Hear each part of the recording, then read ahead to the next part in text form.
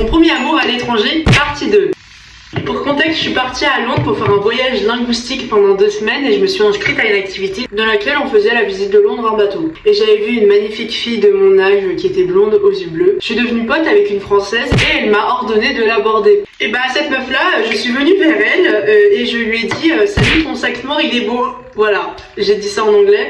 Elle m'a remercié et puis on s'est présenté mutuellement. Elle s'appelait Martina, elle venait de Stockholm, elle était d'origine autrichienne me semble-t-il. Et elle m'a dit que même si qu'elle avait déjà un très bon niveau d'anglais, et bah elle continuait de se perfectionner parce que son rêve était d'habiter à Paris. Ah bah ça tombe bien, moi aussi j'habite à Paris. Et cette meuf là, le problème à savoir c'est que quand j'ai commencé à lui faire connaissance, les autres sont allés autour d'elle. Je ne sais pas pourquoi. Dans ce séjour linguistique, t'avais 2 possibilités. Soit d'être hébergé à l'hôtel, voilà, bon c'est pas un hôtel 5 étoiles non plus, soit d'être hébergé en famille d'accueil. Et mes parents n'ont jamais voulu de toute ma vie que j'aille en famille d'accueil, peut-être parce qu'ils ont peur que je les remplace. Et là, cette meuf-là, elle m'a dit qu'elle avait une colocataire allemande. Et vous savez, il y a beaucoup de racisme en Allemagne, voilà. Et donc je me dis, bon, ça va pas très bien se passer parce que je suis chinoise. Et à cette meuf-là, bah, je l'ai vue et à ce moment-là, elle m'a regardé comme si j'étais bizarre. Et la suite dans le prochain épisode.